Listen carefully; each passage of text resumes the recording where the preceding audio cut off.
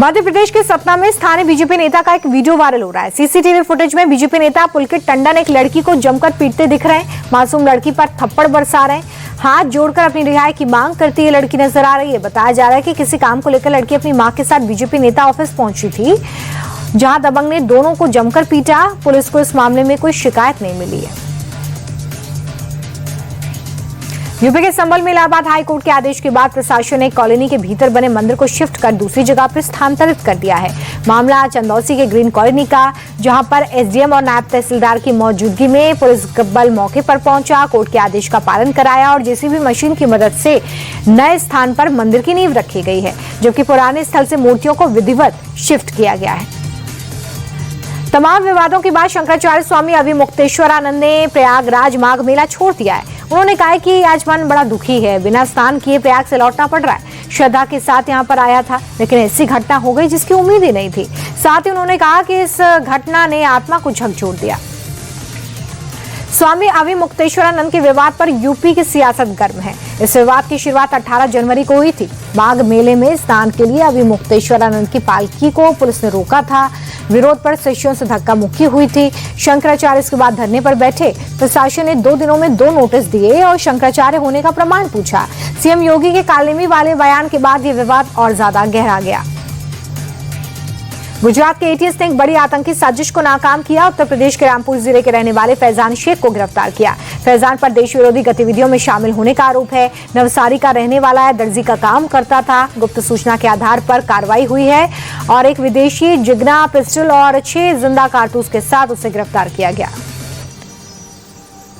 Noida sector 150 में software engineer की मौत के मामले में आरोपियों की जुडिशियल कस्टडी बढ़ा दी गई है। रवि बंसल और सचिन कनवाल की न्यायिक हिरासत 29 जनवरी तक बढ़ी है, तो वहीं Mz wish town builder company के निदेशक अभय कुमार को 2 फरवरी तक कस्टडी में रखा गया है। आपको बता दें कि बेसमेंट निर्माण के लिए खोदे गए गहरे गड्ढे में डूबने की वजह से युवराज मेहता की मौत हो गई थी। यूपी के मुरादाबाद में छेड़खानी के आरोप में युवक की जमकर पिटाई की गई है। दबंग को पीट रही इन लड़कियों का आरोप है कि हलीम चावल खाने के दौरान आरोपी ने लड़कियों पर अश्लील कमेंट किए, जिसके बाद लड़कियां भड़क गईं और उन्हें इसे ढूंढ दिया। इस दौरान ठेले पर लड़के का जुलूस भी निकाला गया है। ठेले पर ही बिठाकर लड़कियां आरोपी को थाने तक ले गई हैं।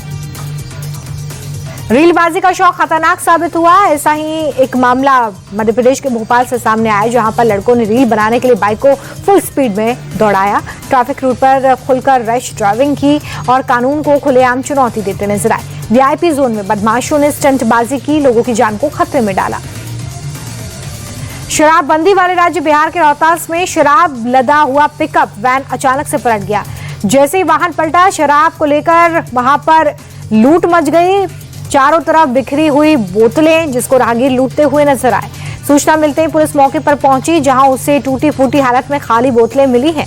वाहन को जब्त कर लिया गया है और गाड़ी मालिक और चालक के खिलाफ एफआईआर दर्ज की गई है। दिल्ली के सीलमपुर इलाके में एक युवक की सरेआम गोली मारकर हत्या हुई। मृतक की पहचान तारिक हसन के रूप में हुई है। तारिक को शाम करीब 5:30 बजे दुकान पर बिरयानी खाते वक्त गोली मारी गई। उसका एक दोस्त शॉप में हाथ धोने गया हुआ था, उसी वक्त ये हमला हुआ। घायल तारिक को हॉस्पिटल ले जाया गया, जहां डॉक्टर्स ने उसे मृत घोषित किया। पुलिस सीसीटीवी फुटेज से बदमाशों की पहचान में जुटी है। शेयर मार्केट तेजी के साथ आज बंद हो गया। सेंसेक्स 487 अंकों के उछाल के बाद 82,340 पर बंद हुआ है, तो वहीं निफ्टी में भी 167 अंकों का उछाल देखा गया है। निफ्टी 25,342 पर बंद हुआ है। शेयर बाजार में ऑयल एंड गैस सेक्टर में सबसे ज्यादा तेजी दर्ज की गई है। शेयर बाजार में 30 में से 22 शेयरों में बढ़त देखी गई है। बाजार में तेजी का फायदा कई शेयर्स को हुआ है, जिसमें BEL, ONGC, कोल इंडिया टॉप गेनर्स रहे हैं, तो वहीं बाजार में कुछ निवेशकों को नुकसान भी हुआ है। Tata consumer product, Asian paints, Maruti Suzuki India आज के टॉप लूजर्स रहे हैं। आर्टिफिशियल इंटेलिजेंस अब सिर्फ टेक्नोलॉजी नहीं है, बल्कि हर सेक्टर के लिए एक जरूरत बन गया है। अर्थव्यवस्था के लिहाज से AI भारत के लिए गेम चेंजर है।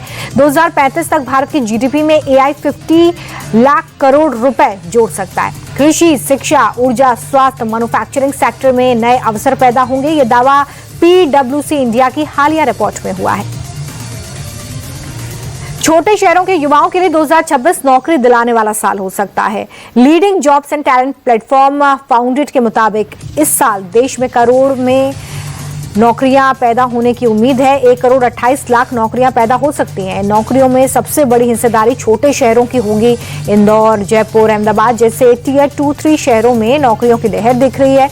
इन शहरों में भर्ती की रफ्तार 20% तक हो गई है, जबकि महानगरों में ये 14% है। उत्तराखंड के कई जिलों में पिछले कुछ दिनों से खूब बर्फबारी हो रही है। चमोली की तस्वीरें हैं, जहां पर बीते 24 घंटे से बर्फबारी हो रही है। मकान, पेड़, सब जगह बर्फ जमी हुई है। सड़कों पर करीब 2 फीट तक जमा हो गई है बर्फ, जिसके चलते रास्ते बंद हैं। लगातार बर्फबारी के चलते वहां पर रहने वाले लोगों का जीवन प्रभावित हो रहा है और लोग अपने घरों में कैद होने को मजबूर हो गए हैं।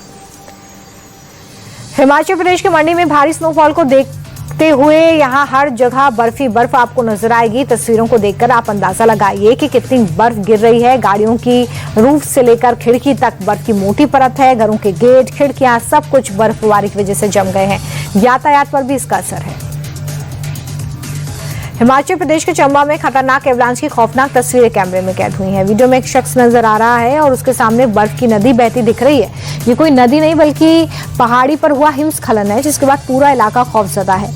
ये एवलांच सुखोई नाला माता मंदिर से महज 10 मीटर की दूरी पर हुआ। गनीमत रही है कि हादसे में किसी की जान नहीं गई है।